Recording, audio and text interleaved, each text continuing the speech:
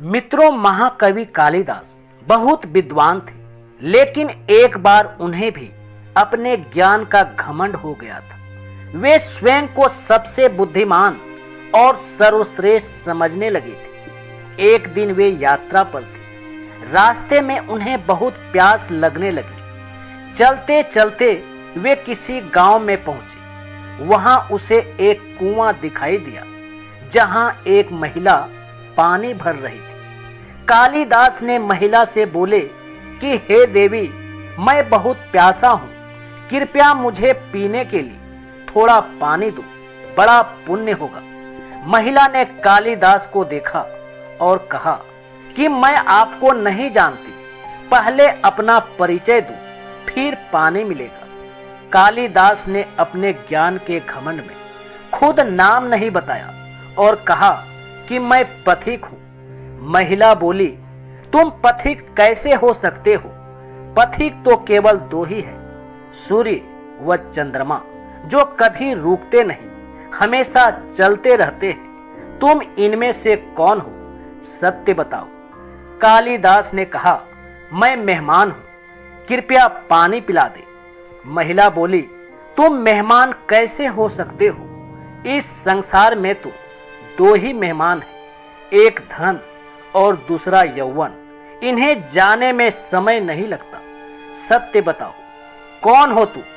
गांव की महिला से ज्ञान की ये बात सुनकर कालिदास हैरान थे और परेशान थे कि क्या जवाब दिया जाए। उन्होंने काफी सोच विचार कर कहा कि मैं सहनशील हूं। महिला बोली, नहीं, तुम सहनशील नहीं हो सकते, क्योंकि इस संसार में सिर्फ दो ही सहनशील है। पहली धरती, जो पापी पुण्य आत्मा सबका बोझ सहती है, उसकी छाती चीरकर बीज बो देने से भी अनाज के भंडार देती है। दूसरा पेड़, जो पत्थर मारने पर भी मीठे फल ही देते हैं। तुम सहनशील नहीं हो। सच बताओ, तुम कौन हो? कालिदास लगभग मूर्छा की स्थिति में आ गए और तर्क वितर्क से झल्लाकर बोले, मैं हठी हूं। महिला बोली, फिर असत्य। हठी तो दो ही है, पहला नख और दूसरा केस। कितना भी काटो, बार बार निकल ही आते हैं। सत्य कहें, आप कौन हैं? पूरी तरह अपमानित और पराजित हो चुके कालिदास ने झल्ला कर कहा, फिर तो मैं मूर्ख ही हूं। महिला बोली, फिर असत्य। तुम मूर्ख कैसे हो सकते हो? मूर्ख तो इस संसार में दो ही है।